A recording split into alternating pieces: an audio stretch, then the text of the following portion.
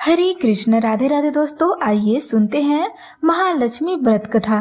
भारतवर्ष के सौराष्ट्र देश में द्वापर युग की यह बात है।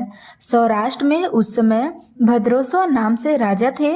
वे बड़ा पराक्रमी थे। 4 वेद, 6 शास्त्र, 18 पुराणों का उन्हें ज्ञान था। उनकी रानी का नाम सूरत चंद्रिका था। रानी दिखने में बहुत सुंदर और सुलक्षणा भी थी तथा पतिव्रता भी थी।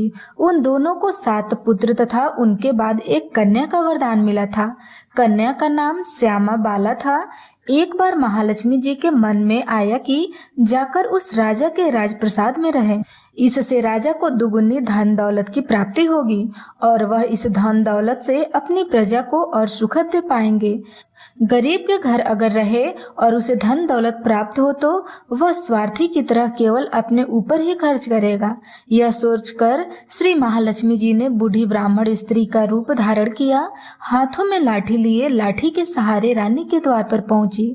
यद्यपि उन्होंने बूढ़ी औरत का रूप धारण किया था, पर उनके चेहरे पर देवी का तेज था। उन्हें देखते ही एक दासी सामने आई। उसने इनका नाम, धाम, काम, धर्म पूछ डाला। वृद्ध ब्राह्मण का रूप धारिता माता लक्ष्मी ने कहा, बालिके, मेरा नाम कमला है। मेरे पति का नाम भुवनेश्वर है। हम द्वारिका में रहते हैं। तुम्हारी रानी पिछले जन्म में एक वैश्या की पत्नी थी। वह वैश्या गरीब था। दरिद्र के कारण वह हर रोज घर में झगड़े होते थे तथा उनका पति रोज उसे मारता पीटता था। उन बातों से तंग आकर वह घर छोड़कर चली गई तथा वन जंगल में खाली पेट भटकने लगी। उनकी इस दुर्दशा पर मुझे दया आ गई। तब मैंने उसे सुख संपत्ति देने वाली श्री महालक्ष्मी की कथा सुनाई। मेरे कहने पर उसने श्री महालक्ष्मी का व्रत किया। श्री महालक्ष्मी जी प्रसन्न हुई और उसकी गरीबी दूर हो गई। उसका घर, संसार, दौलत, संतति, संपत्ति से भर गया। बाद में पति पत्नी दोनों प्रलोक सुधारे। लक्ष्मी व्रत करने के कारण वे लक्ष्मी लोक में रहे। उन्होंने जितने साल महालक्ष्मी का व्रत किया उतने हजारों साल उन्हें सौभाग्य योग मिला। इस जन्म में उनका नाम राजघराने में हुआ है, परंतु वह श्री महालक्ष्मी का व्रत करना भूल गई हैं। उसे यह याद दिलाने में यहाँ आई हुई हूँ। बुढ़िया की बातें सुनकर दासी ने उन्हें प्रणाम किया तथा श्री महालक्ष्मी जी का व्रत किस तरह किया जाए इस बारे में भी पूछा। तब बुढ़िया रूप धारण किए हुए श्री महालक्ष्मी माता ने दासी को पूजा की विधि तथा महिमा बताई। इसके बाद वह दासी माता को प्रणाम कर रानी को बताने अंदर चली गई। राज वैभव में रहते हुए रानी को अपने ऐश्वर्य का बहुत घमंड हुआ था। संपत्ति तथा अधिकार की वजह से वह उन्मत्त हो गई थी। दासी द्वारा बताई गई बुढ़िया की बातें सुनकर वह आग बबूला होकर राजद्वार पर आकर बुढ़िया रूपी श्री महालक्ष्मी पर बरस पड़ी। उन्हें यह मालूम नहीं था कि श्री महालक्ष्मी माता बुढ़िया का रूप धारण किए द्वार पर आई हुई हैं, परंतु रानी का इस कदर रुख बर्ताव तथा अपना अनादर देखकर माता ने वहां ठहरना ठीक न समझा। वे वहां से चल पड़ी। राह में उन्हें राजकुमारी सायंबाला मिली। उन्होंने सायंबाला को सारी बात बताई। सायंबाला ने अपनी ओर से श्री महालक्ष्मी माता से क्षमा मांगी। माता को उस पर दया आ गई और उन्होंने सायंबाला को श्री महालक्ष्मी व्रत के बारे में बताया। उस दिन अगहन मार्गशीर्ष मास का पहला गुरुवार था। श्यामबाला ने परम श्रद्धा से ही महालक्ष्मी का व्रत रखा था। फलस्वरूप राजा सिद्धेश्वर के सुपुत्र मालाधर से उसका विवाह हुआ। वह धन दौलत, ऐश्वर्य, वैभव से मालामाल हो गई। पति के साथ ससुराल में आनंद से दिन बिताने लगी। इधर श्री महालक्ष्मी का रानी पर प्रकोप हुआ। फलस्वरूप राजा भद्रोस्वा का राज्य एक राजकोबरा नष्ट हो गया। वहां तक कि खाने को लाले पड़ गए।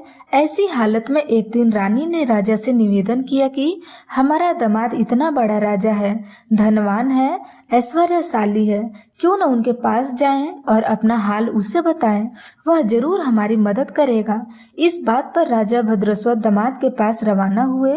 राज्य में पहुंचकर एक तालाब के किनारे थोड़ी देर विश्राम लेने के लिए ठहरे। तालाब से पानी लेते जाते दासियों ने उन्हें देखा। उन्होंने विनम्रता से उनकी पूछताछ की। तब उन्हें यह मालूम हुआ कि वे रानी श्यामबाला के पिता हैं। तो दौड़ते हुए जाकर उन्हें रानी को सारी बात बताई। रानी ने दासी के हाथ राज परिधान भेजकर बड़े ठाट से उनका स्वागत तथा आदर सत्कार किया, खान पान करवाया। जब वे लौटने लगे तो सोने के मोहरे से भरा घड़ा दिया। राजा भद्रस्वाद जब वापस लौटे तो उन्हें देखकर रानी सूरत चंद्रिका खुश हो गई। उन्होंने सोने की मोहरे से भरे घड़े का मुंह खोला, पर क्या हुआ, घड़े में धन के बदले कोयले मिले। यह सब श्री महालक्ष्मी के प्रकोप से हुआ। इस प्रकार दुर्दशा में और कोई दिन बीतते गए। इस बार रानी स्वयं अपनी कन्या के पास गई। वह दिन अगहन माह का अंतिम गुरुवार था। श्यामबाला ने श्री महालक्ष्मी का व्रत किया, पूजा की और अपनी माता से भी व्रत करवाया। इसके बाद रानी अपने घर आई। श्री महालक्ष्मी का व्रत रखने पर उसे फिर से अपना राजपाट, धन दौलत, ऐश्वर्य की प्राप्ति हुआ। वह फिर से सुख शांति आनंद में जीवन बिताने लगी। कुछ दिनों बाद राजकन्या श्यामबाला अपने पिता के घर आई और उसे अपने घर देखकर सूर्यचंद्रिका को पुरानी बातें याद आ गई। यही कि श्यामबाला ने अपने पिता को घड़ा भरकर कोयला दे दिया था और उसे तो कुछ भी नहीं दिया था। इसी कारण श्यामबाला को पिता के घर आने पर उसका कोई आदर सत्कार नहीं हुआ, बल्कि अनादर हुआ। पर उसने इस बात का बुरा नहीं माना। अपने घर से लौटने पर उसके पति ने पूछा कि अपने मायके से क्या लाई हो। इस पर उसने जवाब दिया, वहाँ का सारा धन लाई हूँ। पति ने पूछा, इसका क्या मतलब हुआ।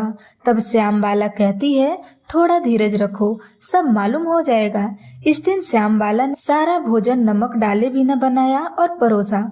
पति ने खाना चखा, सारा खाना नमक भी न था, इसलिए स्वाद न आया। फिर श्यामबाला ने थाली में नमक डाला, इससे सारा भोजन स्वादिष्ट लगने लगा।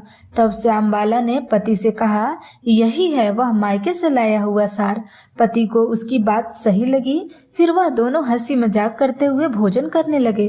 कहा गया है कि इस तरह जो भी श्रद्धा भाव से श्री महालक्ष्मी जी की पूजा करे, उसे माता की कृपा प्राप्त होती है, सुख संपत्ति शांति प्राप्त होती है और सभी मनोकामनाएं पूरी होती है। परंतु यह सब प्राप्त होने पर माता की पूजा को भूलना नहीं चाहिए। हर गुरुवार को व्रत पाठ अवश्य करना चाहिए। इस तरह श्री महालक्ष्मी की महिमा भक्तों की मनोकामनाएं पूरी करती है। तो प्रेम से बोलिए, श्री महालक्ष्मी माता की जय।